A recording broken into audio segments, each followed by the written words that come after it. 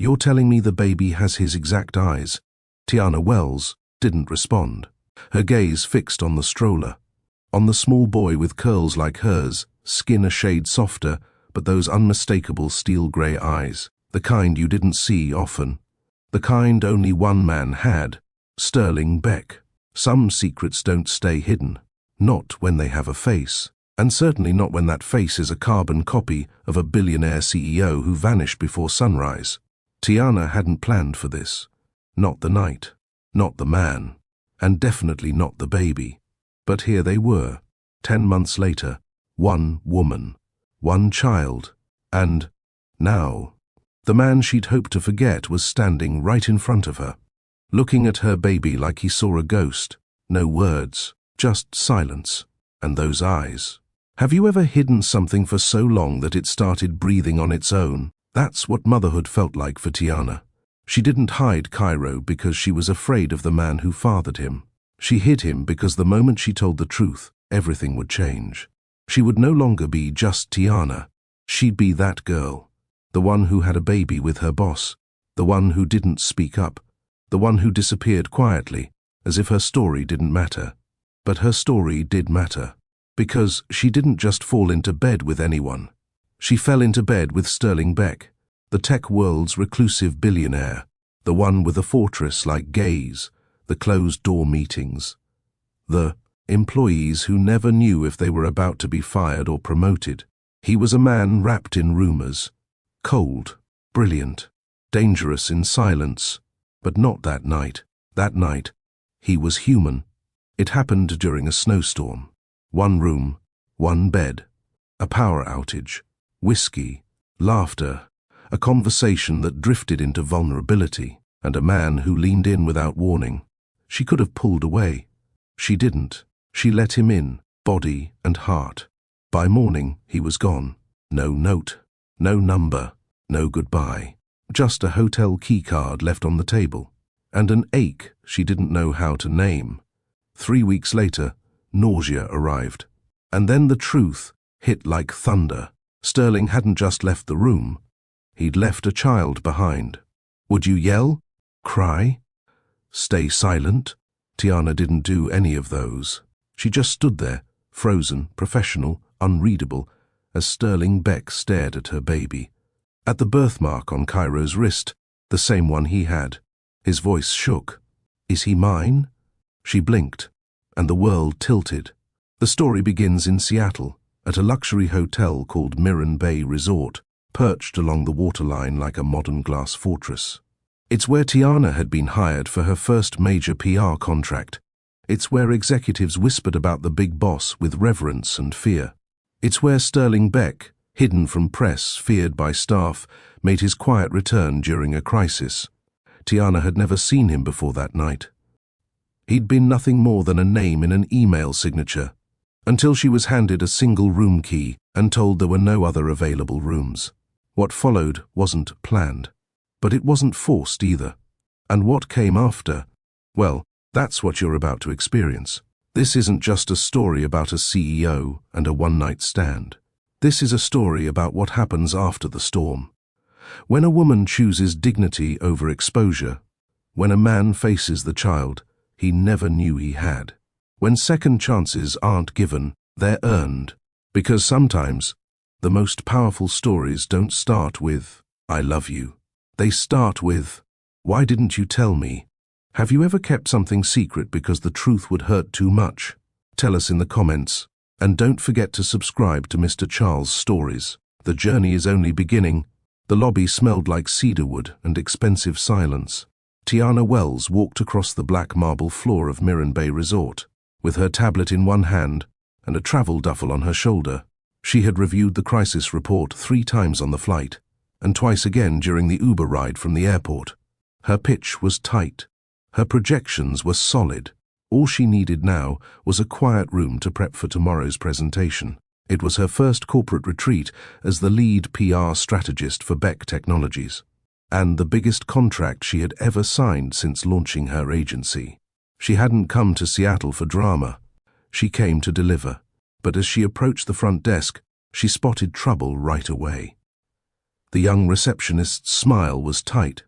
Too tight. "Ms. Wells," the woman greeted, typing quickly. "We've been expecting you." "That's great," Tiana replied, handing over her ID. "I'll just need 2 hours of silence and an extra set of towels." The receptionist's fingers stalled over the keyboard. "About your room, there's been an adjustment." Tiana narrowed her eyes. "What kind of adjustment?" "There was a reservation error due to the snowstorm. Most of our overflow rooms were double booked by corporate. Unfortunately, you're going to be sharing a suite." Tiana blinked. "I didn't agree to share with anyone." "I completely understand," the woman replied quickly, voice tight. "But due to road closures and flight cancellations, we had no way of preventing the overlap. You've been paired with another executive guest. It's only temporary. You'll be assigned your own room by morning." Tiana folded her arms. "Who am I being paired with?" The woman hesitated, then cleared her throat. "Mr. Beck, Sterling Beck." Silence. Tiana's lips parted slightly, but nothing came out. The name didn't just belong to the company. It was the company. Sterling Beck wasn't just the CEO.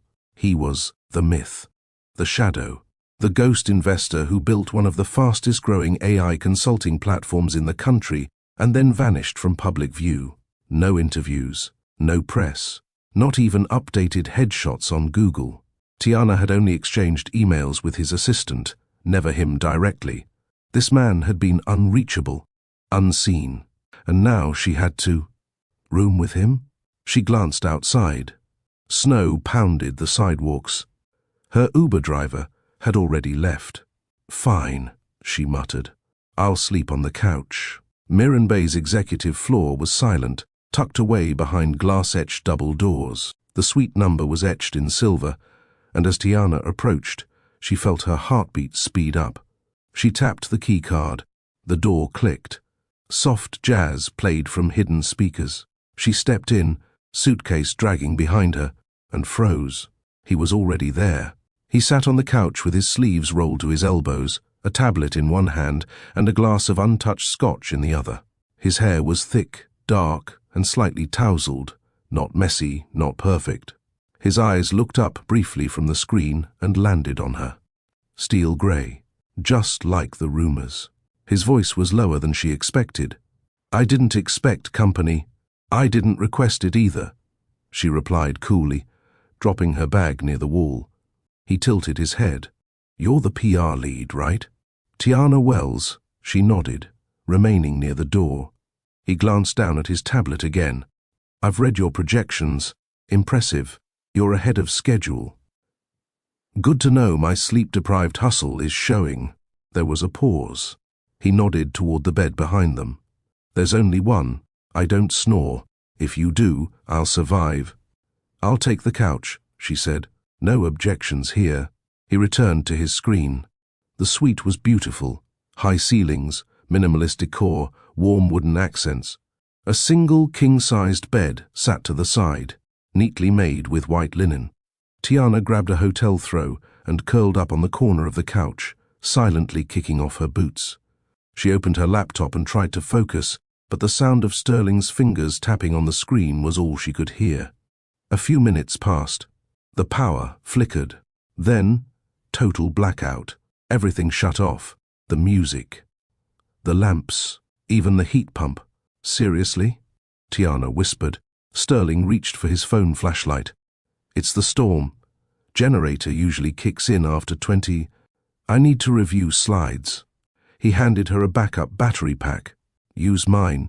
She hesitated, surprised. "Thanks." He shrugged. "You're the only one keeping my company from looking like amateurs tomorrow. I can't afford for you to crash." She connected the charger. And then, quiet. Outside, snow whispered against the windows. Inside, Tiana sat bundled in the throw, scrolling through her deck until her screen blurred. She sighed and rubbed her eyes. Sterling finally broke the silence. "You always work this late?" She looked up. "I always work this hard." He smirked, just a little. "You sound like me 10 years ago. And now, I sleep less and trust fewer people." She leaned back, raising an eyebrow.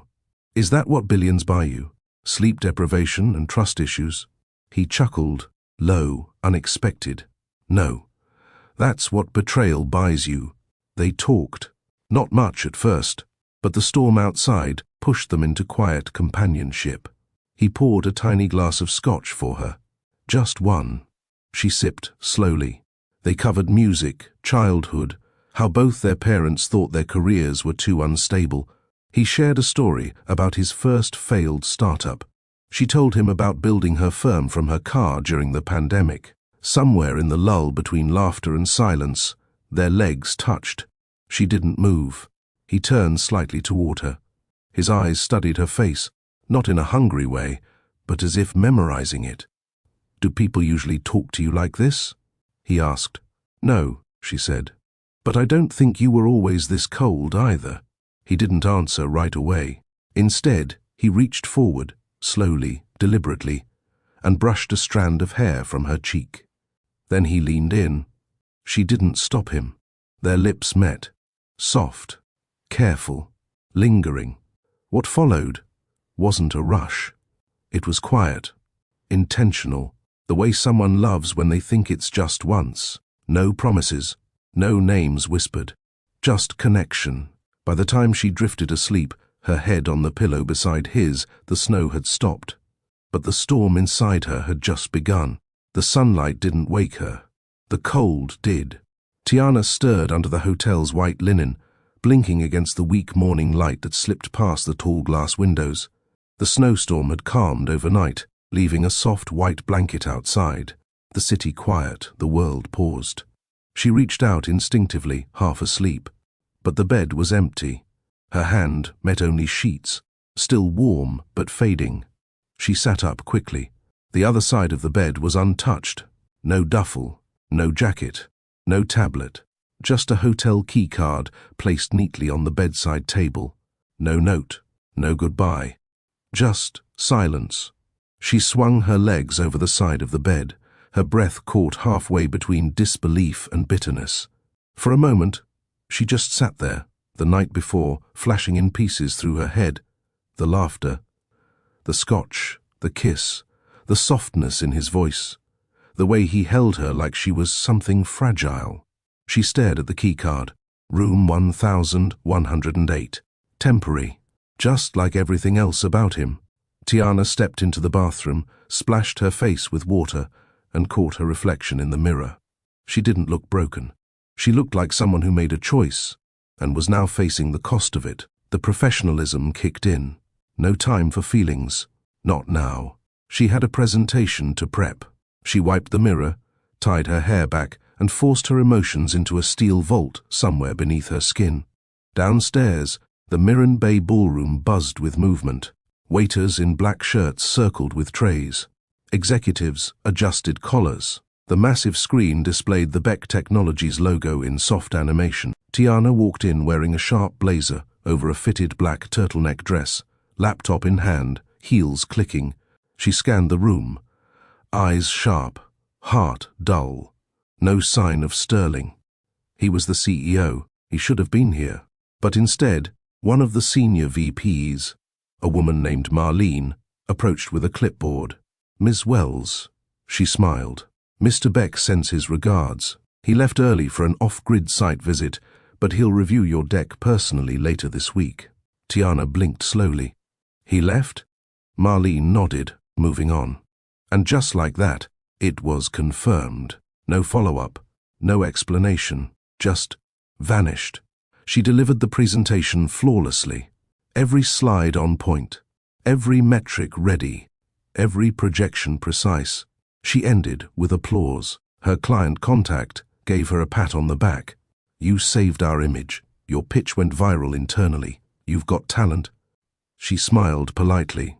But inside, she wasn't celebrating. Not yet, because something had shifted. And she didn't know what to do with it. That night, alone in her own room, she sat by the window with her laptop open and a blank document on screen. She typed, Sterling, I don't know if you meant to disappear or if that's just your nature, but I didn't expect to wake up alone. And now I'm stuck between pretending it didn't happen and wondering if it meant something to you too. She stared at the words, then deleted them, closed the laptop, and went to sleep. The nausea came without warning. At first, she blamed the stress, the back-to-back clients, the red-eye flights. But when the symptoms refused to leave, and when she started waking up at 4 a.m. craving pickles and apples, she took a test, then another, and another, all positive. She sat on the edge of her bathtub with her hands shaking and her chest tight. "Are you serious?" she whispered aloud, eyes burning. She wasn't ready for this. Not mentally, not financially, not emotionally. She thought of Sterling's face, of how calm he looked that night, like nothing could break him. She thought of how he disappeared like she was a transaction, a detail. Would he care? Would he want to know? Should she tell him? No. She didn't even have his number. And even if she did, what would she say? "Hey, you left without a word but surprise. You're a father now." She couldn't do it, not out of pride, but out of self-respect. If he wanted to be found, he would have left a trail. Her best friend Kiara dropped onto her couch with takeout and loud opinions. "You're seriously not telling him?" Tiana stirred the soup slowly. "No." Kiara raised an eyebrow. "Girl, that man left you with a memory and a mortgage. The least he could do is acknowledge the baby he helped create." Tiana shrugged. "He didn't promise me anything. He didn't even leave a business card." Kiara folded her arms. "So you're going to be a single mom out of loyalty to a ghost?" "I'm going to be a single mom because I can handle it," Tiana said softly. Kiara didn't respond, just handed her the napkin and hugged her tight. Tiana moved to Tacoma. Smaller city, cheaper rent, more calm. She scaled back her business, took freelance contracts, built a nursery by hand with YouTube tutorials and second-hand furniture. She stopped talking about him.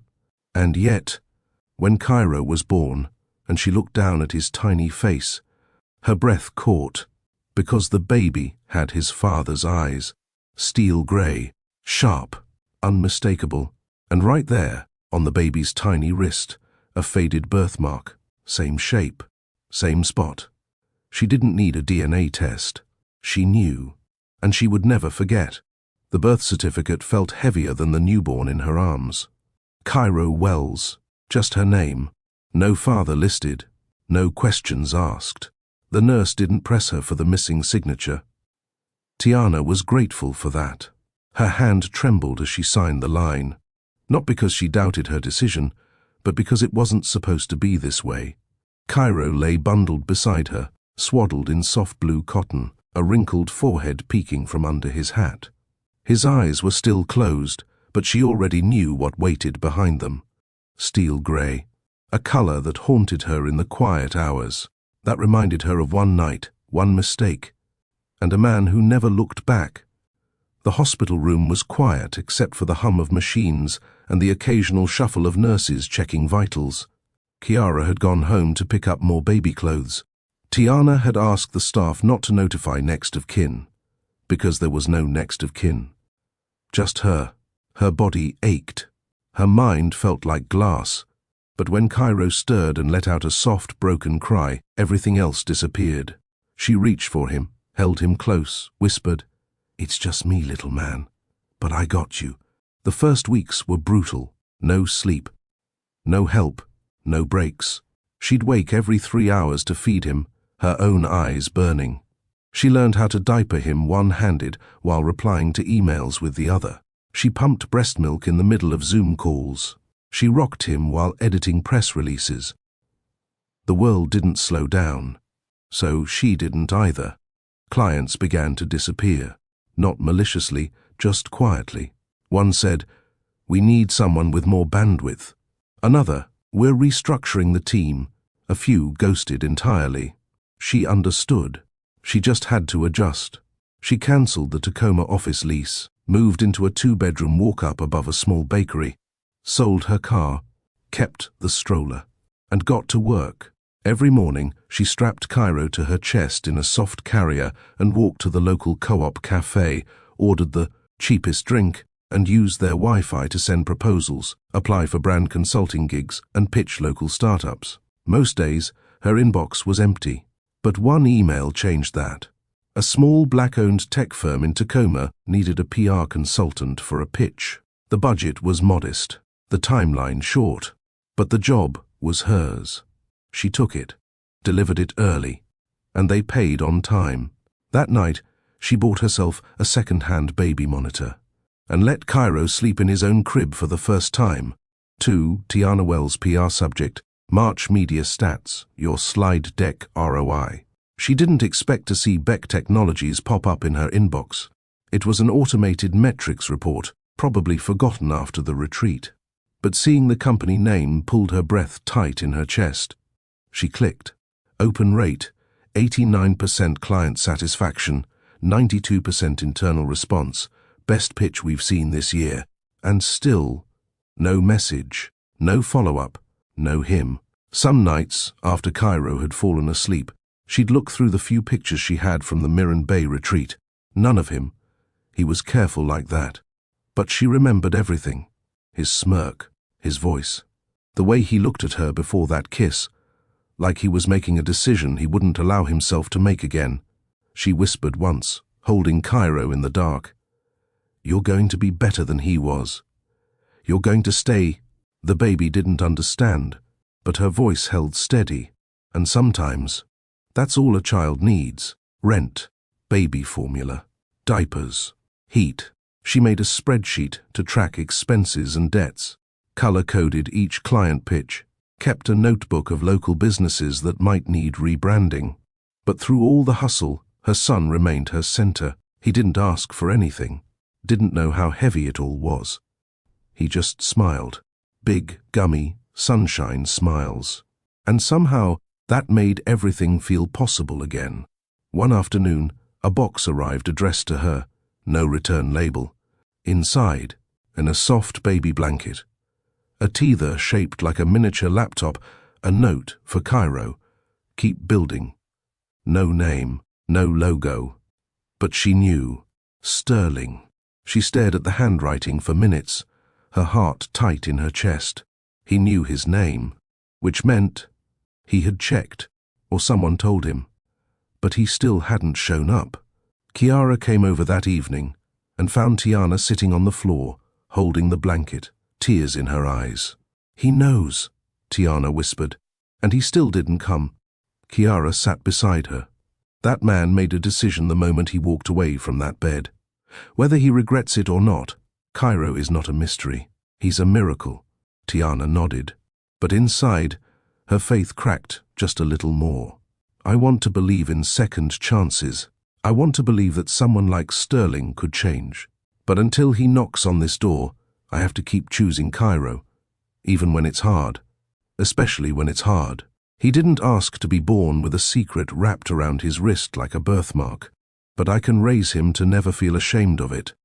She closed the notebook, stepped into the nursery, kissed her son's forehead, whispered, "You're not what he left behind. You're what he's missing," and turned out the light. Cairo was nearly 10 months old when he gave her the look. Not a tantrum, not a cry, just a steady, unbothered stare from the high chair, chin tilted slightly, eyes narrowed, as if he was silently evaluating her decision to mash up avocado instead of offering more banana. Tiana froze mid-scoop. She'd seen that exact look before, during a boardroom rehearsal when she suggested a brand pivot, and Sterling Beck leaned back in his chair, said nothing, and just watched her for a full 3 seconds before saying, "Continue." Now Cairo was giving it to her, with oatmeal on his forehead. She sat the spoon down slowly. "Lord," she whispered, "you really are your father's son." As Cairo grew, so did the reminders. He had Sterling's eyes, no denying that. But it was the mannerisms that broke her, the quiet intensity, the way he processed before reacting, the unshakable calm, even when frustrated. He rarely cried. When he did, it was short-lived, intentional, just like him. There were moments in the still of early morning when Tiana felt like she was, raising a tiny version of a man who never even knew he'd left something behind. And yet, she loved Cairo so fiercely it made her chest ache. He wasn't a reminder of a mistake. He was her miracle. Her proof that even when love doesn't stay, life still shows up. One weekend, Tiana pushed Cairo through a local market. Warm day, vendors yelling, live jazz playing from a sidewalk saxophonist. A woman stopped beside her. "Oh my God," she said softly, staring into the stroller. Tiana tensed. The woman smiled. "He's so handsome. He looks just like that tech guy. What's his name? Sterling something. You know who I'm talking about? The quiet one. That billionaire who never gives interviews." Tiana blinked. She forced a laugh. "Must be the cheekbones." The woman walked off. Tiana's hands gripped the stroller a little tighter. She started seeing his name everywhere again, and tech blogs speculating about his reappearance, anonymous quotes in startup funding. Releases whispered sightings in Seattle and San Francisco. But he never called, never showed up, never claimed what was undeniably his. She thought about sending a photo, just one, Cairo in a sweater, holding a rattle, but she deleted the draft message before hitting send, not because she was afraid, because she refused to beg. Some nights she hated him, for disappearing, for touching her soul like it meant something, then vanishing like she was disposable, for not even trying to know the boy who had his heartbeat. Other nights she missed him, his calm, his wit, the way he made her feel visible. She'd whisper to Cairo in the dark, "You're better off. I promise you that." But in her heart, she didn't always believe it. Because sometimes she wasn't sure she believed herself. At 10 months, Cairo started figuring things out. He pulled open drawers, stacked his blocks in color order, even managed to remove the baby gate one afternoon while she was replying to a client email. He was smart, scary smart. Tiana watched him drag a chair to reach his sippy cup from the counter and felt her throat tighten. "That's exactly how he thinks," she muttered. Silent, strategic, no wasted effort. She had pictures taken for Cairo's 10-month milestone. Simple setup, neutral background, light brown overalls and a white shirt. His curls shaped neatly, dimple just visible on his left cheek. The photographer gasped during editing. "Whoa, this kid has serious CEO energy, like a little boss baby." Tiana didn't respond. She just smiled politely and paid the invoice. She printed one copy and framed it in the living room, then stared at it for 10 minutes. Because the resemblance wasn't subtle anymore. It was like Sterling had left behind a blueprint. "You ever think you'll tell him?" Kiara asked one night while folding baby clothes on Tiana's couch. Tiana sighed. "If I ever see him again? Maybe, maybe," Kiara said carefully. "He'll see Cairo first. And no." Tiana nodded slowly. "That scares me." "Why?" "Because I don't know what I'd do if he wanted to take him." Kiara's voice dropped. "He won't. You don't know that." "I know he didn't want you," Kiara said bluntly, "and that's his loss. But Cairo, that boy is yours. You raised him. You survived all of it. If he comes back now, he better come correct." Tiana smiled weakly. "Thanks." But the fear remained. Every day he becomes more like him. Every tilt of the head, every stare, every quiet moment before Cairo smiles. It's like I'm being watched by a smaller version of a man I haven't seen since that night. I don't know if Sterling would care, but Cairo deserves someone who shows up, not someone who shows up late. And if that day ever comes, I need to be ready. Tiana began documenting everything. Cairo's first giggle, first time crawling, a first time pointing at the screen during a tech commercial with Sterling's name in the credits. She saved it all, not because she planned to share it, but because she might need to. Because if he ever did come back, she'd be able to look him in the eyes and say, "You didn't raise him." "I did." The click of heels against polished floors echoed through the glass. Paneled lobby of the Pioneer Venture Exchange in downtown Seattle. Tiana's steps were sharp, focused, confident. Dressed in a fitted navy blue suit and clean white blouse, her curls pinned neatly at the crown of her head, she looked like every inch the powerful PR strategist she had become again, even if her nights still consisted of diaper changes and lullabies. She wheeled a slim black stroller behind her. Inside, Cairo sat quietly with his pacifier, eyes wide, taking in the sparkling ceiling lights and tall vertical banners with curious, calculating calm. He didn't fuss. He rarely did. Tiana didn't bring him to most events, but her usual sitter was down with the flu, and this pitch was too important to cancel. Her client, a small black-owned software startup called NeuroNode, had spent years building an adaptive language platform for children with speech delays, and now they needed funding. Real funding. Tiana had helped them build the story, shape the brand voice, and design a pitch that told the truth and sold the vision. This was the kind of project she lived for, meaningful, tech-forward, and full of underdogs. She wasn't going to miss it. She stood beside the startup's founder, a soft-spoken man named Elijah, coaching him through final lines as they waited their turn. "Remember," she whispered, adjusting his collar, "you're not just asking for investment. You're inviting someone into a revolution." He nodded, nervous but ready. The stage lights dimmed slightly. The presenter before them wrapped up. They were next. Tiana crouched by Cairo's stroller, brushing her hand over his curls. "You're gonna be good, right?" Cairo blinked, then offered her the pacifier. She smiled. "Thanks, boss man."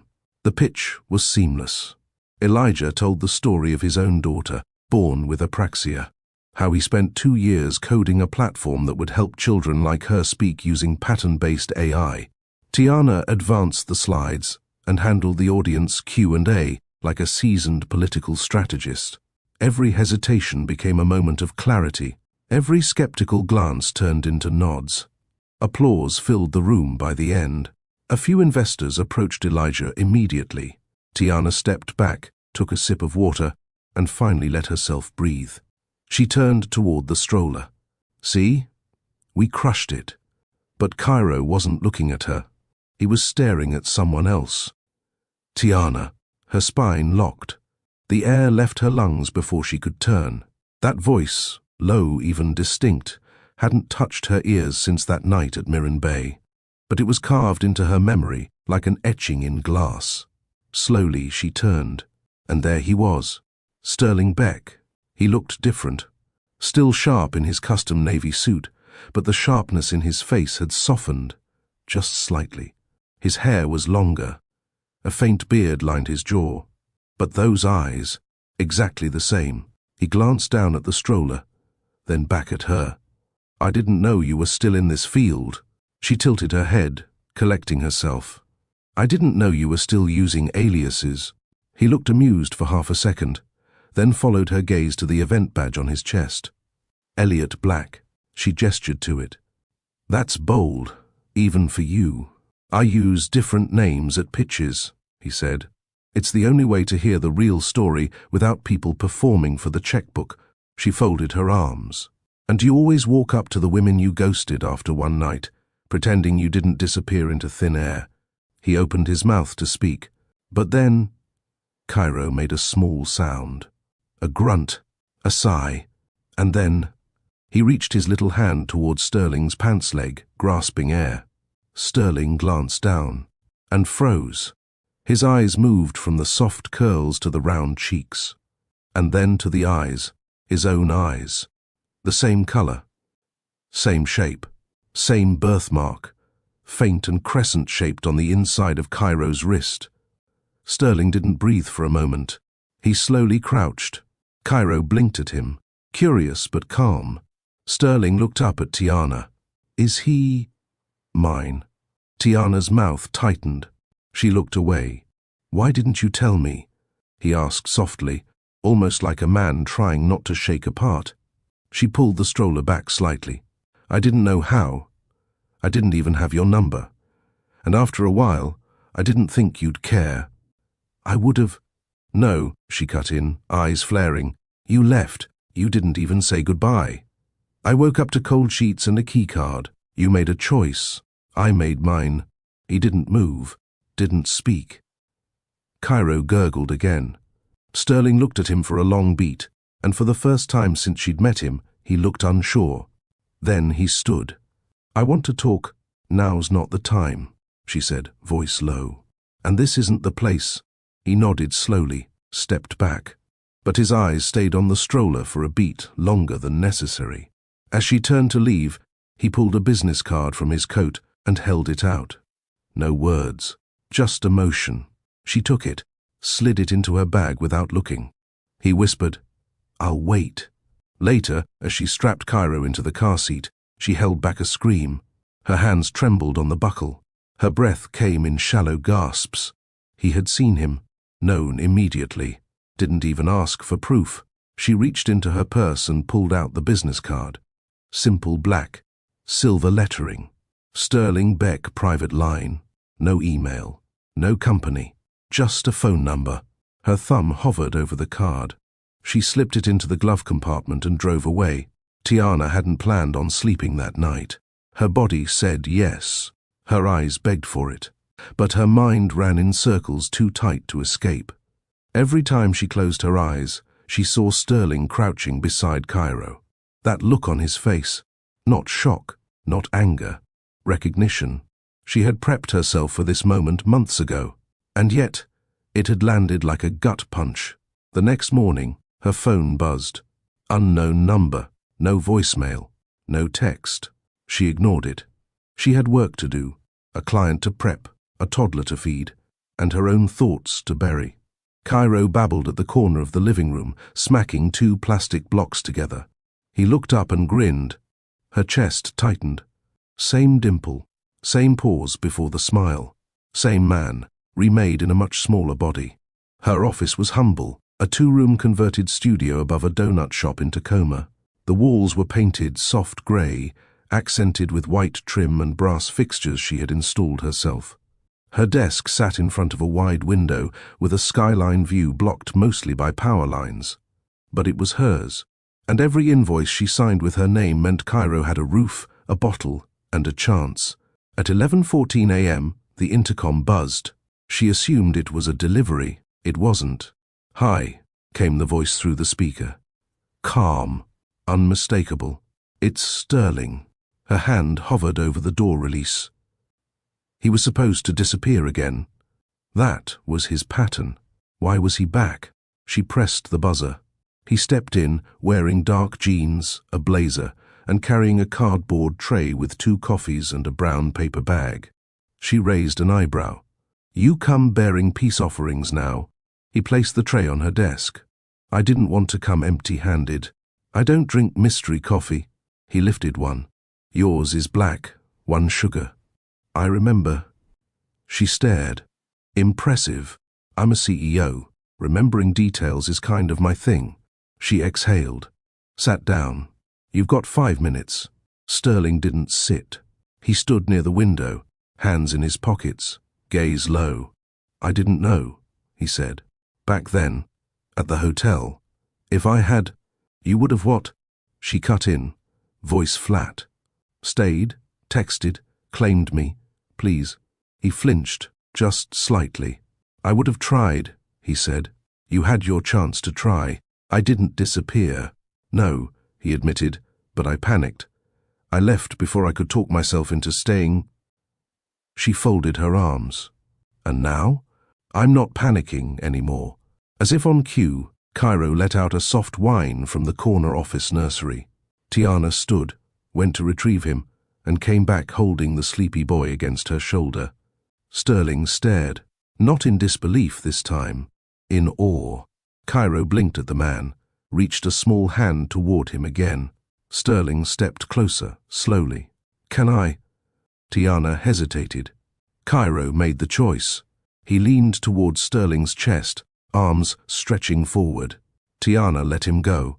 And just like that, Cairo sat comfortably in the arms of the man who hadn't held him until now.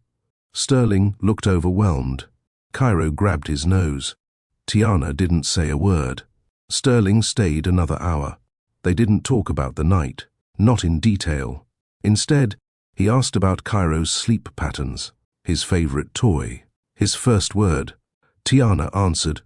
Short, clipped at first, but honest. He likes stacking things. Organized. Precise. Sterling smiled. That tracks. He already figured out how to open the fridge and unplugged the Wi-Fi last week while I was on a Zoom call. He laughed. A soft, low sound. That tracks too. Tiana found herself laughing once. Just once. As he stood to leave, Sterling reached into his pocket and pulled out a small envelope. No strings, he said, placing it on her desk. Just for Cairo. She didn't open it. I don't want money. It's not money, he replied. It's a trust document. I named him as beneficiary. If I die tomorrow, he's protected. Tiana blinked. I'm not trying to impress you, he added. I'm trying to start where I should have started, showing up. Cairo was asleep in her arms again. She stared at the envelope for a long time, didn't touch it, then looked at the stroller where Cairo had first locked eyes with a man he'd never met and still somehow knew. She whispered, I don't know if we can forgive him. But something inside her added, but we'll let him try. The next morning he came back. Same time. Same 2 coffees. No flowers. No speeches. No expectations. Just Sterling, in jeans, a black coat, and calm determination. Tiana stared at him through the glass door before buzzing him in. She didn't ask questions. He didn't offer explanations. He simply walked in, handed her the coffee, and crouched beside Cairo, who was already sitting on the office floor stacking plastic cups like trophies. Hey, little man, Sterling murmured. Cairo looked up, paused, then grinned. Tiana pretended not to see that part. This time, Sterling brought a small children's book. Brown Bear. Brown Bear, what do you see? He didn't read it aloud. He let Cairo turn the pages himself, babbling as he went. Tiana finished editing a pitch deck and glanced up from her screen. Sterling was lying on the floor in a suit, letting Cairo sit on his stomach like a human beanbag. She tried not to smile. Tried. Why now? She asked quietly one afternoon as he sat across from her while Cairo napped. He looked at her, serious. Because I don't want to miss it. Not a day. Not a moment. She sipped her drink slowly. And what about when it's not cute anymore? When he's 5 and asks why you left? When he's 10 and asks where you were? I'll answer him. And I'll earn my place. Even if it takes years. You can't just parachute in and rewrite the past. I know, he said. But I can stay long enough to help rewrite the future. She said nothing. But inside, the part of her that had slammed the door shut months ago, cracked just enough to let in air. He showed up every day for a week. He bought diapers when she ran out, took Cairo for a stroller walk while she had a client call, assembled a second-hand playpen in her office without asking. No declarations. No, we need to talk. No. Let's get back together. Just presence. And for the first time in months, Tiana wasn't surviving motherhood alone. So you're telling me he's just showing up? Kiara asked on FaceTime that Friday. Every morning. Same time. Like it's his new job. And you're not letting him stay the night? No. You're not holding his hand? No. You're not thinking about that night in the hotel? Tiana paused. Okay. That's a yes. I'm not soft, Kiara. Kiara grinned. You don't have to be soft. You just have to be honest. On day 9, Sterling arrived with a small envelope. Inside were printed photos. Pictures of Cairo. But not ones he took. Ones she had posted months ago on her now inactive business Instagram page. Cropped group shots. A blurred background from a workshop event where she spoke while holding a baby on her hip. I started looking, he said softly, before the auction. I think part of me already knew. I just didn't want to face it. Why now? She asked again. He looked her in the eyes. Because when I saw him, it wasn't about proof, it was about purpose. That afternoon, Cairo had an epic diaper explosion. Tiana froze mid-call. Sterling stepped in. Nope, she said, holding up a hand. Don't even try. You'll screw it up. He raised an eyebrow. Watch me. 10 minutes later, He emerged from the nursery holding Cairo, who was clean, fresh and grinning, with the new diaper on backward. Tiana burst out laughing for the first time in days. "You tried. I succeeded. Mostly." Cairo clapped. Sterling bowed dramatically. "He hasn't asked for forgiveness. He hasn't brought flowers. He hasn't tried to kiss me. But every time he walks through the door, Cairo lights up.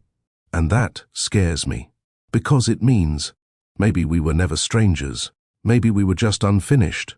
The call came from the daycare around 3:16 p.m. "Tiana, Cairo's running a temperature of 102.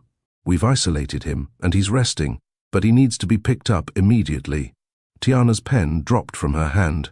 Her chest tightened. Not Cairo, not her baby. She didn't even wait to close her laptop. She grabbed her coat, tossed her phone in her bag, and sprinted down the stairs, skipping the last 3. The ride to the daycare felt longer than any pitch she'd ever presented. By the time she got there, Cairo was whimpering in a dim room, cheeks red, eyelids heavy, forehead damp. His cry when he saw her made her knees go weak. She held him close, whispering into his curls, "I got you, I got you, I got you." But her voice cracked, and so did her composure.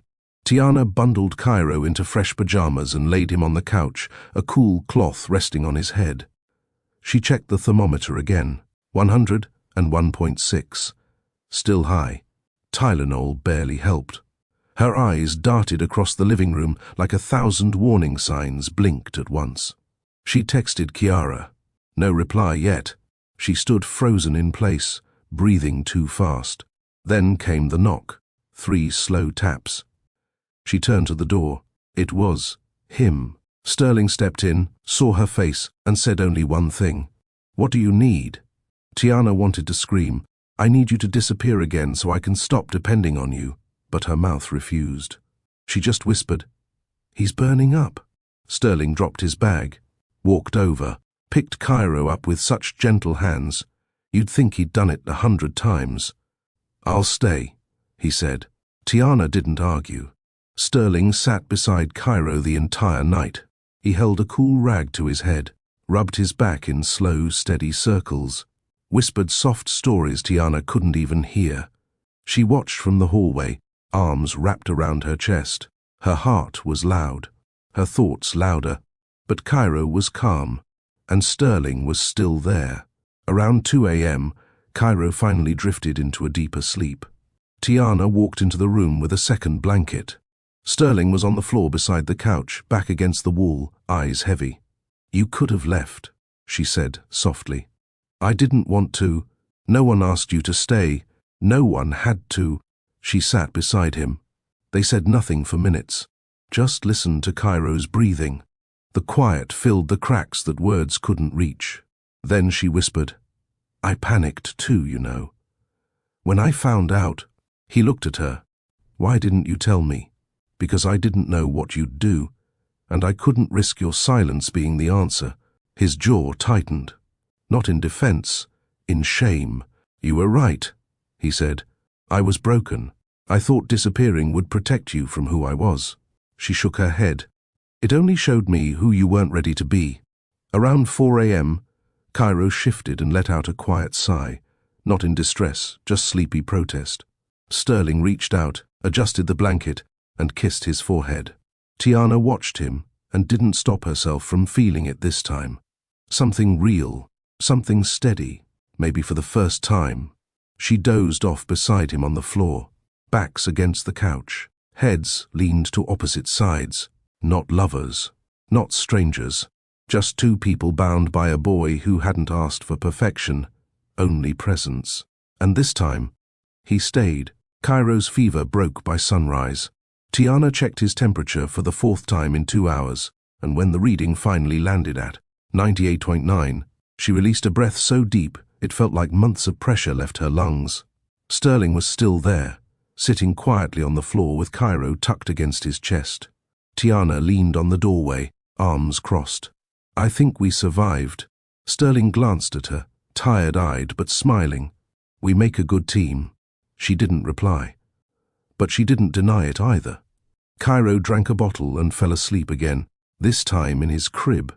Tiana shuffled into the kitchen and started the coffee machine. Sterling stood behind her, oddly still. "I'll go," he said. "You probably need the space." She looked over her shoulder. "You stayed all night with my sick child. You're not going to ruin that by leaving awkwardly." He raised both hands. "Okay, okay." She slid him a mug. "Cream's in the fridge. I'm not about to forgive you, but I'm not going to freeze you out either." He poured. "That's fair." She scrambled eggs while he sliced fruit. It felt normal, which, for them, was strange. "You always this competent in the kitchen?" she asked. "I grew up with 3 older sisters and a mother who refused to cook. I had no choice." She laughed. "Explains the control freak thing." He looked at her sideways. "Control freak?" She arched an eyebrow. "You label your phone charger cords." He smirked. "Okay, that's fair." The laughter between them wasn't forced. It wasn't loud either. It was the kind that came from old comfort, like remembering something warm from a life you once paused. While Cairo napped, Tiana pulled out a photo album. Sterling leaned in. There was Cairo at 2 months, swaddled, tiny fists curled. Cairo at 6 months, chewing on a stuffed bear. Cairo last week, holding a spoon like a weapon. "He has your stare," Sterling said. Tiana didn't answer, but she did notice how his eyes stayed on each photo longer than necessary. She turned the page. "Sometimes I wonder if he'll hate me for not telling you sooner." Sterling shook his head. "You protected him. You protected yourself. I left you with no way to reach me and no reason to try." She blinked. It was the first time he'd taken full accountability out loud, and something in her chest, something rusted over, shifted. Cairo woke up late in the afternoon, groggy but giggling. Sterling carried him to the living room while Tiana connected her phone to the speakers and played an old R&B playlist she hadn't touched since college. A familiar song came on. Tiana froze mid-step. Sterling chuckled. "Don't waste my time," he said, amused. Tiana covered her face. "I forgot that was on there. You were a drama queen back then, huh?" "I still am. I just hide it better." He picked Cairo up and danced with him gently. Cairo giggled and drooled. Tiana rolled her eyes. "That's not a real dance move." Sterling shrugged. "It works." He reached out a hand. She hesitated. Then let him pull her in. They moved slowly, not romantically, not seductively, just freely. Cairo in between them, her hand in his, her shoulder brushing his chest. There were no confessions, no sparks flying, but there was safety, and that was new, and maybe better. That evening, Sterling helped with bath time. He dried Cairo off like he'd done it forever. Tiana brushed out his curls. They laughed when he splashed water at both of them. Cairo reached for both their faces at once, his tiny fingers pressing their cheeks together. Tiana and Sterling looked at each other, forehead to forehead, noses almost touching. Then Cairo giggled and yanked them apart. They both broke into quiet laughter. He didn't try to kiss me. He didn't try to explain things away. He just stayed, held our son, made me laugh. And I don't know if I'm ready to forgive him, but I'm not ready to lose this feeling either. Cairo was down by 8:15 p.m., full belly, warm bath, 2 books, and a lullaby sung softly by Tiana, while Sterling leaned against the doorway and watched. Now, the apartment was quiet. No cartoons, no baby toys clinking on tile, no tiny footsteps padding across the floor. Just the sound of 2 adults, ex-lovers, maybe future something, breathing in the same space. Tiana sat on the couch with her knees tucked beneath her. Sterling sat at the other end, sipping water slowly, the glass almost empty. "You should go," she said quietly. He nodded, but didn't move. "You always say that," he replied. "But you never tell me to." She looked at him. "Maybe I don't know what I want." He set the glass down. "Can I ask you something?" She nodded. That night, before everything, before the mistake, the silence, the pregnancy. "Did it mean anything to you?" Tiana blinked. She looked down, took her time answering. Yes, she finally said. It did. And I hate that it did. Why? Because you disappeared. And I had to convince myself it didn't mean anything to survive what came after. Sterling leaned forward. I left because I thought that night was too good to be true, because when I woke up and realized I felt something real, I ran. I told myself you were too smart, too grounded, too everything for me to mess up. She swallowed hard. But you did mess it up. I know, he whispered. And for once, that was enough. He didn't reach for her. Not immediately. Not like that night in the hotel. This time, he looked at her first. Waited. Let her see his face. Open, steady, scared. Tiana shifted toward him. Not all the way, but enough. I don't want to do this because it's convenient, she said. And I won't do it just because you regret what happened. I'm not asking you to forget it, he said. I'm asking you to see who I am now, with Cairo, with you. With myself, there was no rush. When they kissed, it wasn't desperate. It was slow. Tiana's hands rested on his chest, feeling the pace of his breathing. Sterling's fingers brushed her cheek like he was memorizing her again. They undressed in silence, not with urgency, but reverence. His lips traced the curve of her collarbone. Her breath hitched when he whispered her name. Tiana, like it meant something this time. They moved together like they'd done this before, not just physically, but emotionally. They touched, they paused, they spoke between every breath. Are you sure? Yes. Are you safe? Completely. Do you want this? I want you. No pretending. No pretending it was meaningless. No hiding behind the excuse of one night. This was intentional. And when it was over, and Tiana lay curled against Sterling's chest, her fingers tracing the edge of his jawline, he whispered, You gave me a gift. She looked up. What gift? You gave me him, and this chance. And I'm going to spend every day showing you I'm worthy of both. I didn't want to love him again, but love isn't a light switch. It's a choice, and tonight, I chose us. Not out of guilt, not out of habit, but because I finally saw the man he's trying to become. And maybe, just maybe, I can be a part of that. Have you ever had to rebuild trust with someone you still loved? Would you give them a second chance? Or protect your peace instead? Comment your answer below. If you believe people can grow and families can heal like this story, share it with someone who still believes in second chances. And don't forget to subscribe to Mr. Charles Stories. The next morning, Cairo woke up early, full of energy and ready for war, armed with a wooden spoon and one sock. Sterling was already in the kitchen, shirt wrinkled, hair wild, eyes soft. Tiana stood in the hallway, watching him try to negotiate with a toddler who clearly believed the fridge was a jungle gym. Cairo, Sterling warned. If you try to pull that handle again, I'm going to pick you up like a sack of potatoes. Cairo giggled. Sterling sighed. You don't take me seriously at all, huh? Tiana smiled, crossing her arms. You're not exactly intimidating before coffee. Sterling turned around, grinning. Neither are you. There was no discussion about who was staying over, no talk of what last night meant.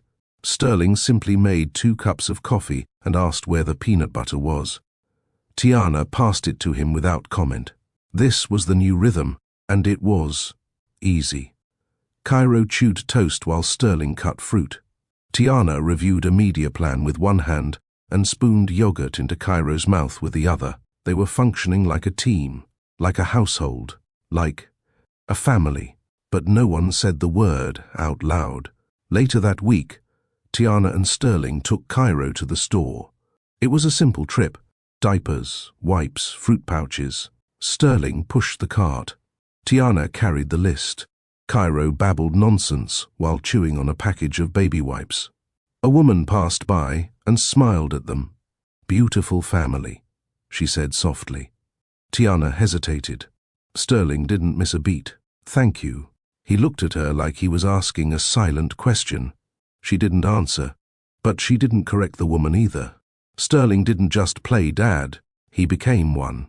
He learned how to properly warm a bottle without boiling it, memorized Cairo's nap cues, and knew which corner of the living room floor Cairo always pooped in like clockwork.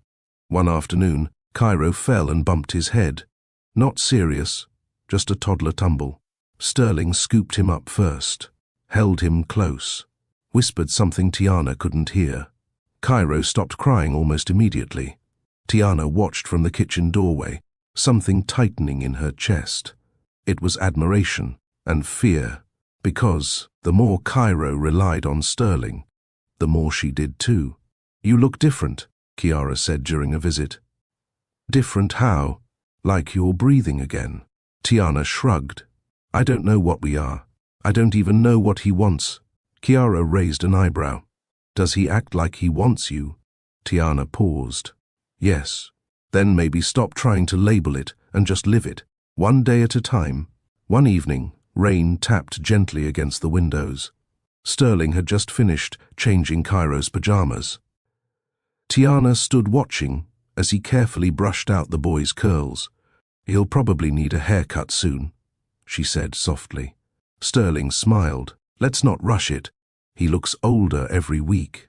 Sterling looked at her. "So do you." She raised an eyebrow. "Excuse me? I mean wiser." She smirked. "Smooth save." They laughed.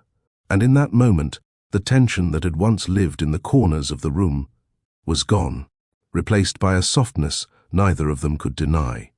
That night, Sterling stayed again. They didn't make love. They didn't even kiss. They lay in bed, her head on his shoulder, his arm around her waist, and Cairo asleep in the crib across the room. It wasn't romance. It was rest. And for Tiana, that was even more intimate. He doesn't ask for more than I can give. He doesn't try to rush me. He just shows up. And right now, that's enough. But what happens when showing up isn't enough anymore? What happens when Cairo asks the question I don't have an answer to? "Mummy, is he my daddy?" And worse, "Are you two together?" It happened on a Wednesday. Ordinary afternoon. No special occasion. No dramatic build-up. Cairo was playing on the floor of Tiana's office, toy blocks scattered everywhere.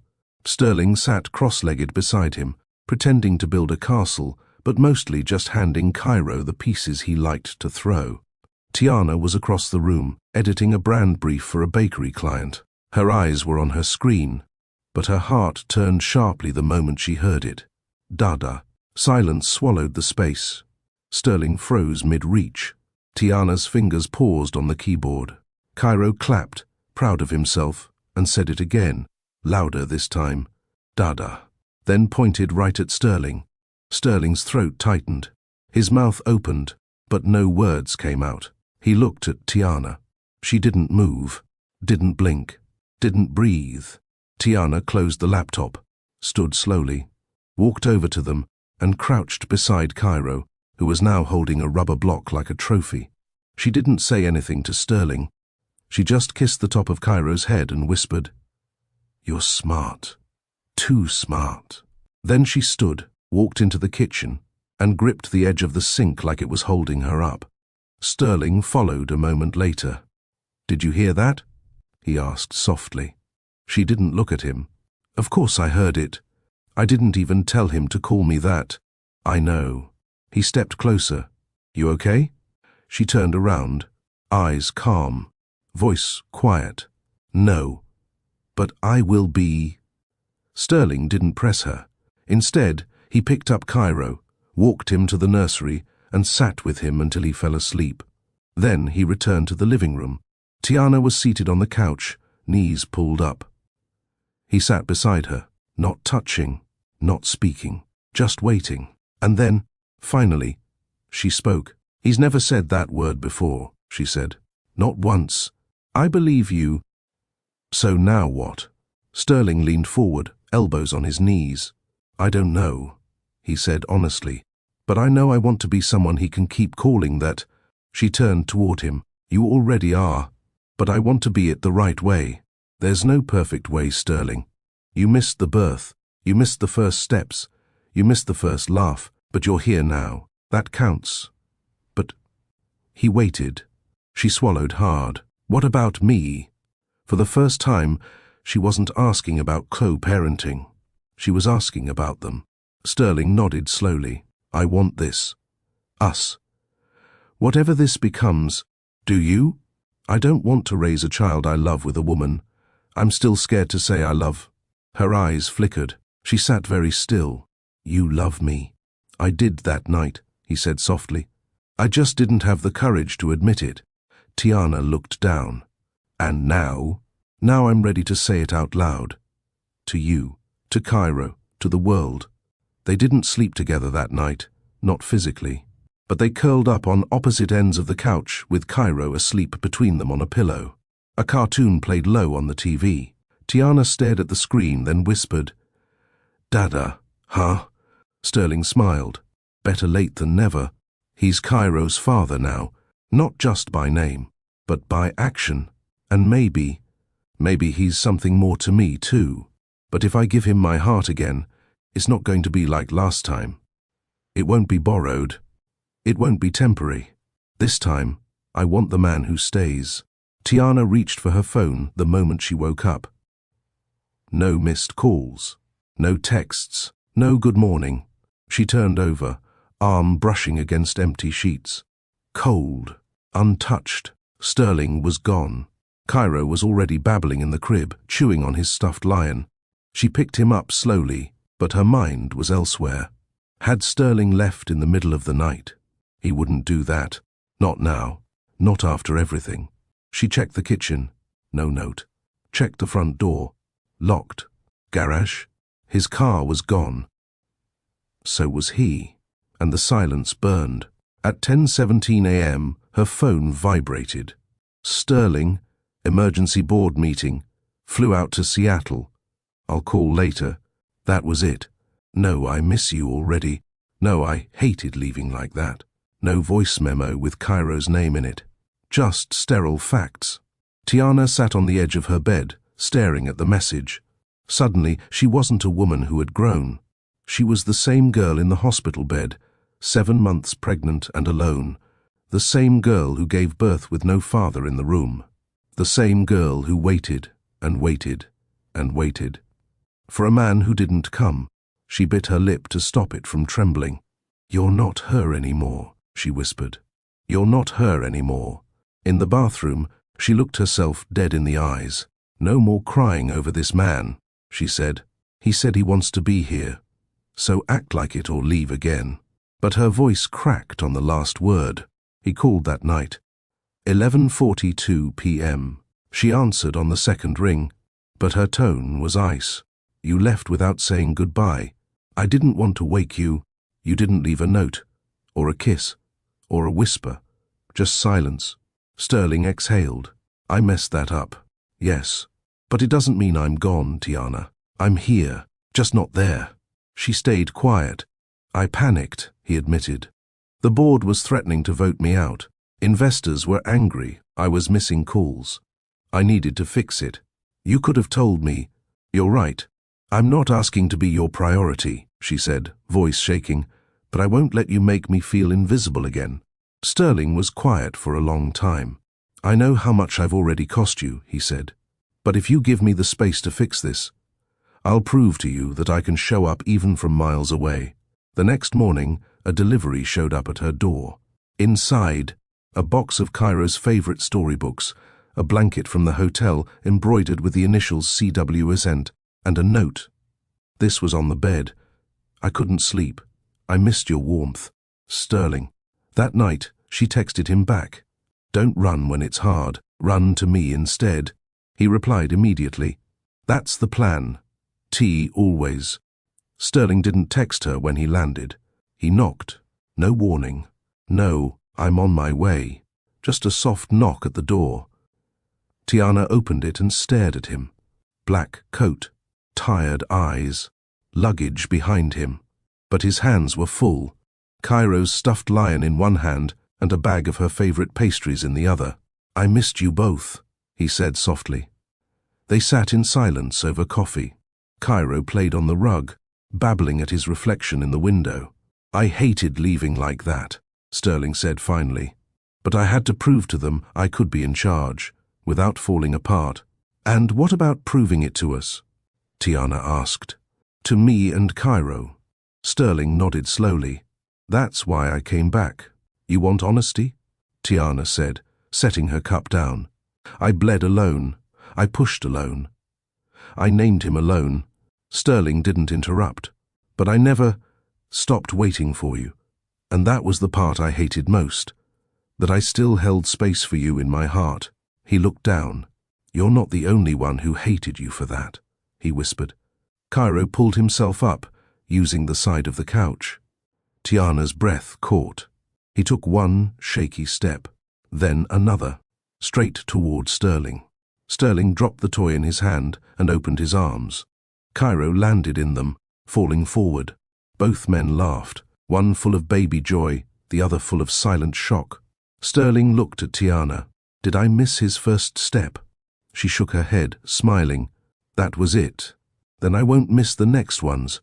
That night, Sterling said, Where should I sleep? She looked at him, paused. Not in the guest room, not on the couch, not like a visitor. He looked stunned. I want us to figure out what this is, but only if you're here, not halfway in.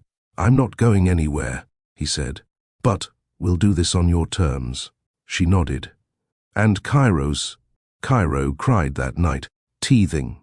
Sterling got up first, no hesitation, held him, rocked him, changed his onesie, warmed the bottle, all without waking Tiana. She watched from the doorway, unseen. He didn't perform. He just parented. It wasn't perfect, but it was real. Later, in bed, she whispered, You want to be a father. I already am one. You want to be a husband. He turned to her, heartbeat in his eyes. Ask me again tomorrow, he said. I want to give you more than a yes. I want to give you a reason to believe it. As sleep took them, Cairo nestled between them. Tiana let her palm rest lightly on Sterling's chest. She didn't need promises. Not tonight. His presence, finally, was enough. The envelope didn't come in the mail. It was delivered by hand. Tiana opened the door expecting a neighbor. Instead, a man in a navy suit asked, Are you Miss Carter? This is a legal notice for Mr. Sterling Graves. Please sign here. She signed, not for trust, but for clarity.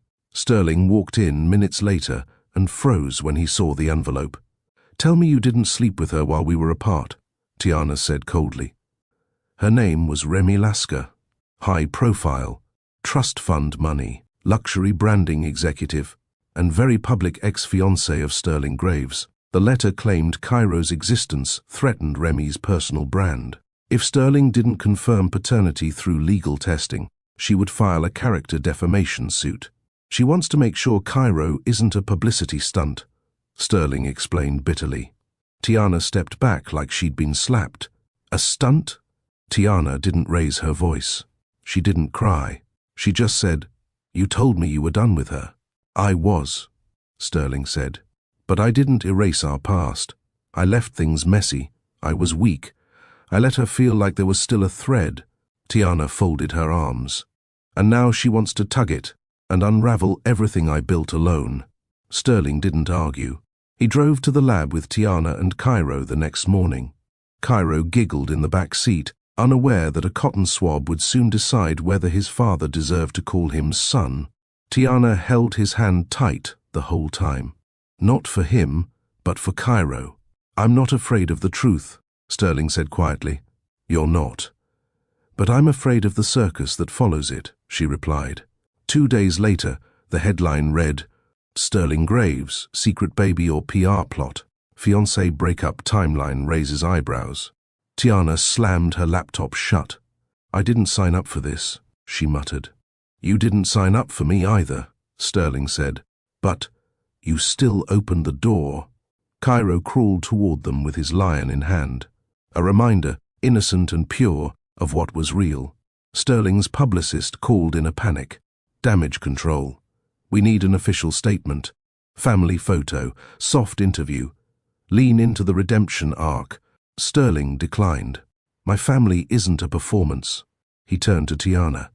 But if you want to run, if this gets too loud, I'll understand. She shook her head. We don't run. We raise. That night, Tiana asked, if the test said Cairo wasn't yours, would you still stay? Sterling's eyes burned, without a heartbeat, without hesitation. Because you love me? Because I love him. She let the words sit between them, not in doubt, but in awe. They planned a quiet first birthday for Cairo, backyard, balloons, just close friends. But Sterling had one request. No posts, no press, no gifts from people who never showed up when he cried at night. Tiana smiled. And if she shows up? Sterling's jaw tightened. She won't get past the gate. Sometimes the past doesn't knock. It crashes through the door. But true love doesn't run from the noise. It holds the child, faces the crowd, and says, this is ours. You don't get to rewrite it. Cairo's first birthday fell on a Saturday. Tiana baked the cake herself, a small one, shaped like a lion. No themes, no party planner, no sponsorships, just family. Tiana's mom brought balloons. Sterling grilled burgers. Cairo had no idea his big day came with court-level tension. At 10:42 a.m., a discreet email landed in Sterling's inbox. Subject, DNA test. Official confirmation result, 99.9999% paternity confirmed. Sterling stared at the screen like it had just rewritten his identity. He didn't cry. He didn't cheer. He walked over to Tiana, handed her the phone and said, he's mine. Science caught up to what I already knew. The party had just started. Tiana was handing out napkins. Cairo was smashing his cake. That's when the sleek black Escalade rolled up outside the house. 3 men in suits stepped out first, then Remy, dressed in cream. Sunglasses, a smug smirk. Behind her, 2 reporters. Sterling, she called. You could have just replied to my messages. Now the world gets to watch how you truly define loyalty. Sterling didn't flinch. He walked to the gate. Calm. Leave. You're not family. You're not invited. Remy pulled out her phone. Live streaming. America, meet your favorite billionaire liar. Father of a maybe baby, refusing transparency. Tiana stepped forward. Transparency? He took the test. We have it. Remy laughed. Send it to the press, then. Sterling's voice dropped low. Get off my property before I press charges. You don't get to hijack my son's birthday for clicks. By sunset, the confrontation video had already hit 1 million views. Sterling Graves shuts down X on camera. The footage of him shielding Tiana and Cairo while calmly demanding Remy leave had fans in awe. Protective dad energy. He chose his real family. He didn't even blink. The tide was turning. And not in Remy's favor. Sterling decided to post a photo that night. No PR caption, just a raw image of him holding Cairo, forehead to forehead, both smiling. Caption, my son. My peace. It broke the internet. Not because of celebrity, but because the moment was undeniably real. Remy's lawyer sent one more notice. Defamation, emotional distress, legal retaliation. Sterling forwarded it to his attorney and wrote back a single sentence. Your client attacked my family with cameras. We're done here. The silence that followed was louder than anything she'd ever said. Later that night, after Cairo was asleep, Tiana sat beside Sterling on the porch. I didn't think I'd get through a year of motherhood like this, she said. You didn't just get through it, he replied. You carried us. Tiana leaned into him. I was scared you'd choose her, because she's easy. Sterling looked at her. She's loud. You're strong. And strength is what I'll teach our son. Cairo stirred in his sleep. Sterling walked in and gently placed the lion plush next to him. You're safe now, he whispered, because your mother didn't fold. And I finally grew up. He looked back at Tiana. This family is my legacy. Not a press release. Not a deal. Us. Tiana leaned into the breeze as the car climbed through the sun-drenched hills of Walla Walla. Vineyards rolled past in neat green rows, and she finally let her shoulders relax.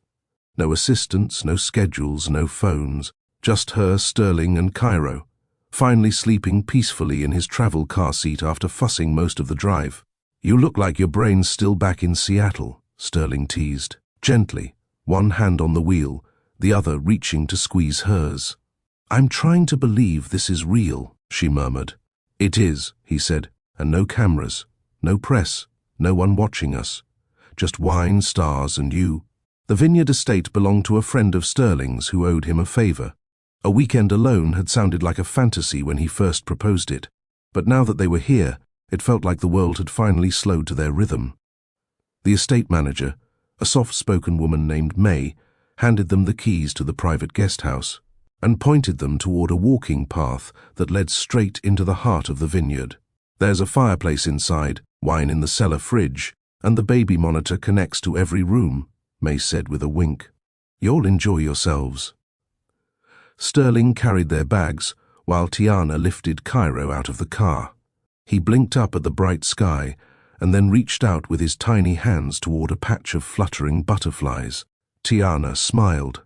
This is what peace looks like. Later that afternoon, they unpacked and walked the vineyard path.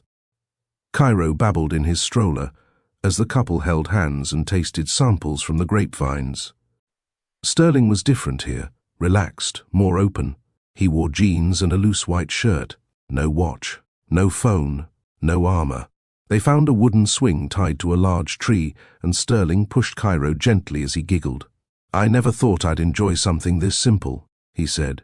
"But watching him laugh like this, it changes everything." Tiana nodded. "You're not the man I met in that hotel room." He looked at her. "I never told you what happened after I left that morning." She stiffened slightly. "I was scared," he admitted. "I woke up and saw you sleeping, and I thought, if I stayed, you'd expect more from me than I could give. I ran because I thought love was supposed to be a weakness. But you make it feel like strength."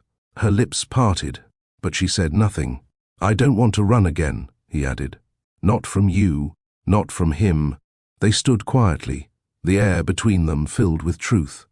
That night, after Cairo was put to sleep, they sat by the outdoor fire pit with glasses of red wine. Sterling disappeared for a moment and returned with a small wooden box. Tiana blinked. "Sterling?" "No cameras, no fanfare. Just me. Just us." He opened the box. Inside, a ring, simple, vintage, and beautiful. "You don't have to say yes now, or even tomorrow.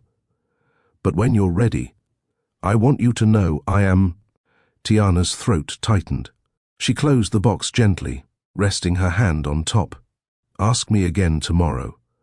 When I've had wine and time to pretend I'm not panicking." He laughed. "Deal." Just as they leaned in for a kiss, a voice called out from the distance. "Well, well. Didn't expect to see you here, Tiana." They turned. A tall, lean man in a designer jacket stepped out from the shadows of the vineyard gate. Tiana's face hardened. "Damien." Sterling's brows drew together.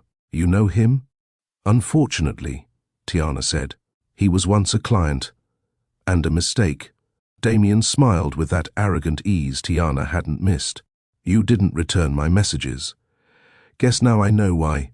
Sterling stepped forward. "This is private property. You need to go." Damien raised his hands in mock surrender. "Easy, boss. Just saying hello. Didn't realize you were the man she ran to after running from me." Tiana stepped in. "I didn't run. I walked away when I realized you were trying to ruin my name while sleeping in my bed." Sterling looked from one to the other. The energy shifted. Damien smirked. "People talk, Tiana, especially in our industry. Hope you've got a good cleanup strategy if this relationship gets messy." She crossed her arms. "If you came here to threaten me, walk away now. I'm not scared of you anymore." Sterling moved between them. "You heard her." Damien's eyes lingered on the ring box, still on the bench. He chuckled. "Good luck with that." Then he walked away, back into the night. Tiana sat down, her hands trembling slightly. Sterling knelt beside her. "Who was he to you?" "The first man I ever trusted with my business and my heart. He tried to burn both." Sterling touched her hand. He doesn't get to hold space in your life anymore. She nodded slowly. Neither do my fears. In the distance, Cairo stirred. They stood together, walked back into the guest house, and for the first time in a long time, neither of them looked back.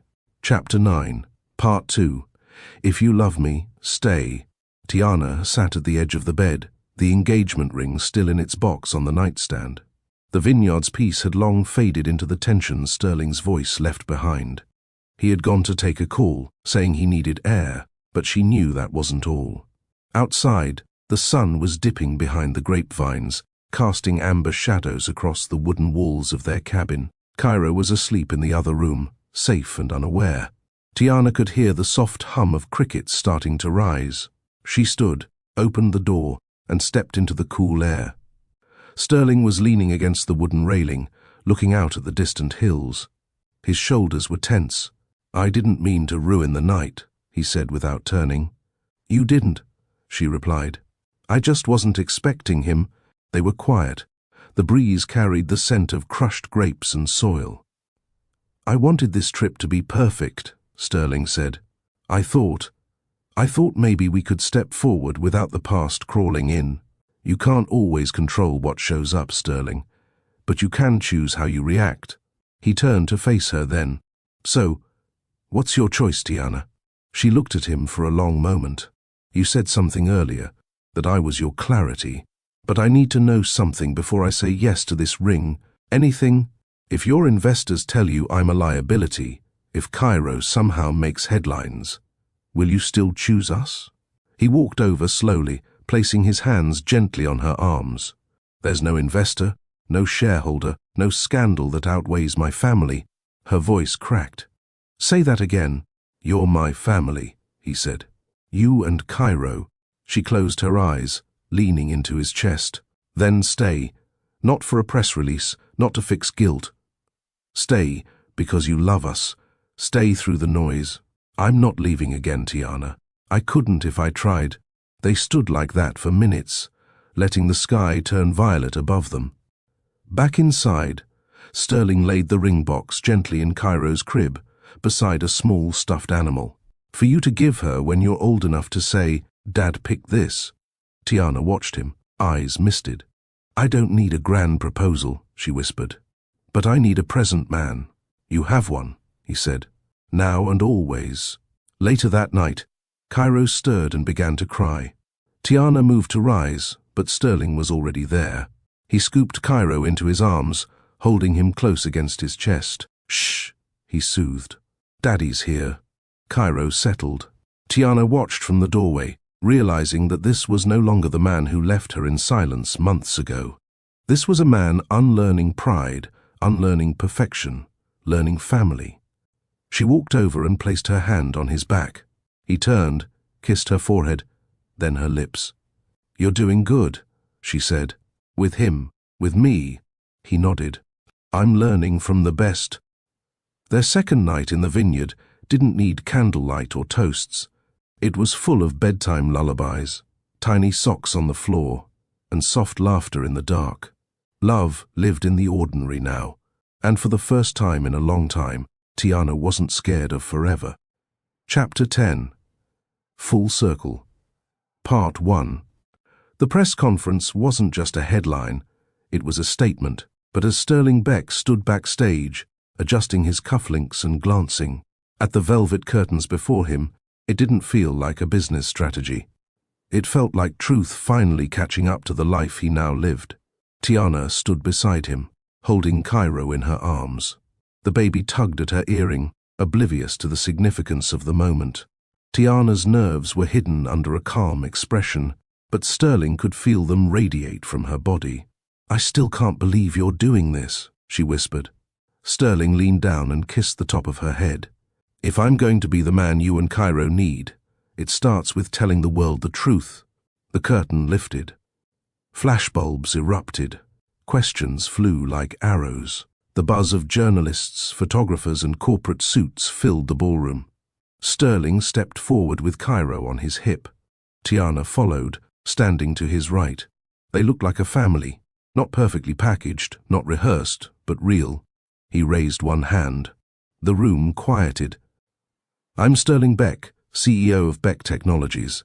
Today, I want to introduce you to my son, Cairo Wells Beck. He paused. The flashbulbs intensified, but his voice didn't shake. And this, he turned slightly, eyes locking with hers, is the woman who gave me more than a legacy. She gave me love. She gave me truth. And most of all, she gave me a reason to break the cycle of fear I've lived in most of my life. Tiana blinked back tears. Sterling continued, now speaking less like a CEO and more like a man shedding armor. I used to believe leadership meant isolation.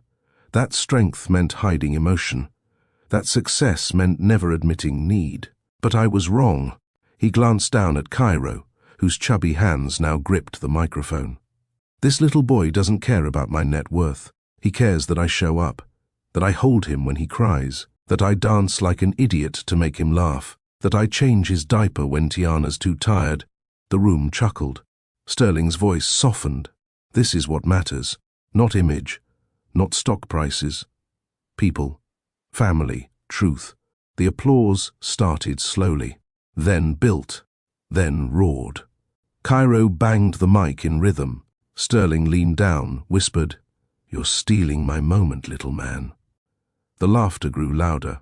After the conference, they retreated to a private lounge. Tiana removed her heels and sat on the couch with Cairo napping in her arms. Sterling poured her a glass of sparkling water and sat beside her. "I meant every word," he said. "I know," she replied. "That's what scared me the most." He tilted his head. "I'm not used to someone choosing me publicly," she added. "I've always been the one behind the curtain, fixing things, quietly." Sterling took her hand. "Not anymore." She looked at him, her voice barely audible. "What if this doesn't last?" "It will, because I won't stop showing up. Not for Cairo, not for you." They didn't kiss, not yet, but their hands stayed linked until Cairo stirred. That night, they didn't go home. Sterling booked a nearby suite, not out of extravagance, but convenience. Cairo was fussy, Tiana was tired, and none of them were ready to be alone yet. In the suite, Cairo finally settled. Tiana changed into an oversized tee. Sterling wore grey joggers and a plain tee, more man than mogul. They sat on opposite ends of the couch. Tiana looked at him. "So, what's next?" Sterling leaned forward. "I don't know everything, but I know I want you, not as an obligation, not because we have a son, but because I fell for you. That night in the snow wasn't a one-off. It was the start." She exhaled, shaky.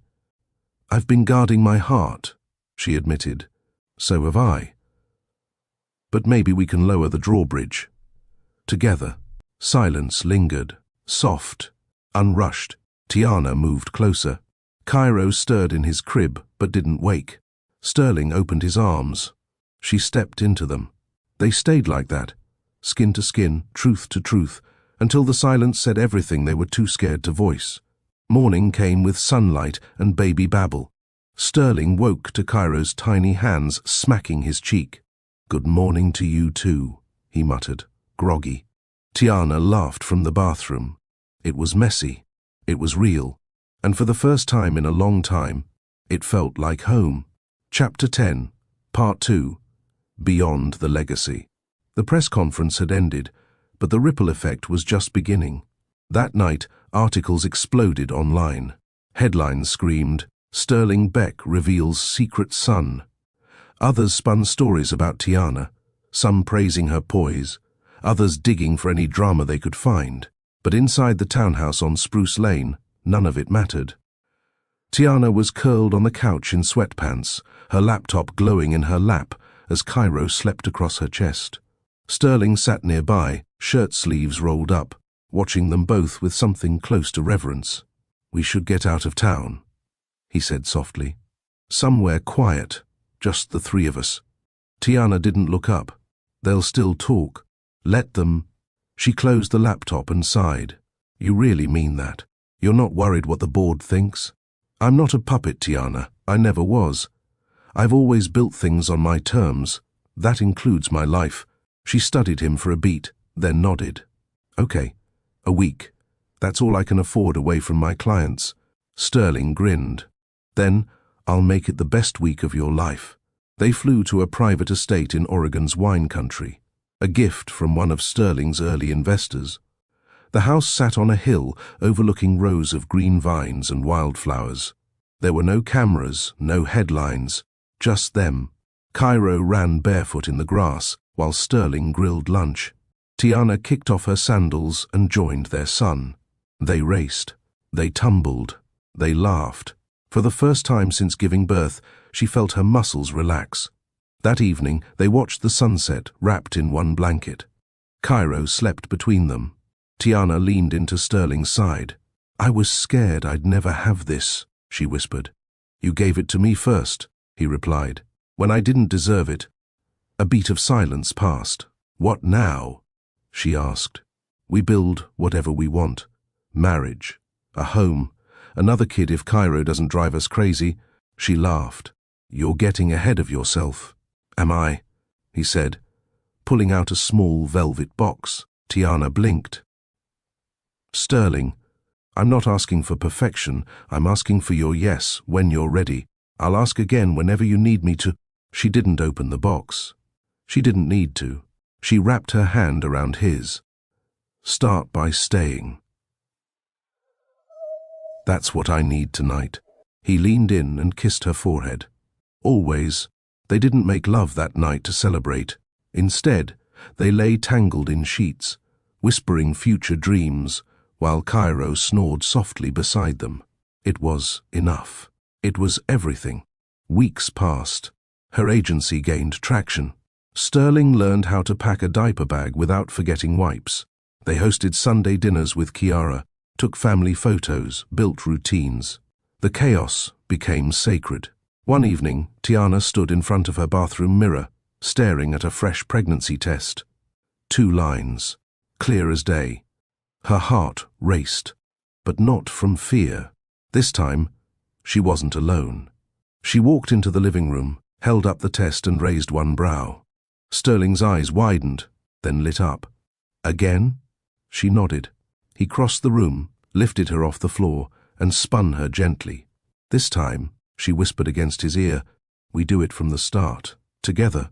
He set her down, kissed her deeply, then knelt and kissed her stomach. Cairo toddled in, dragging a toy truck, unaware his world was about to grow. Later that night, Tiana journaled beside the window. "I used to believe love came after success, after the job, after the house, after I fixed everything about myself. But love doesn't wait. It walks in during the mess and stays to sweep the floor with you." She closed the notebook. Outside, rain kissed the glass, gentle and quiet, just like the night they met. And this time, no one was going anywhere. When someone walks out after giving you everything, don't chase the memory. Build the life they never expected you to have. Tiana didn't beg. She didn't break. She raised her son, rebuilt her name, and when love returned, it came with respect, peace, and a second chance she controlled. If this story moved you, share it with someone who's forgotten their worth. And subscribe to Mr. Peterson Long Stories, where real lessons live in unforgettable love.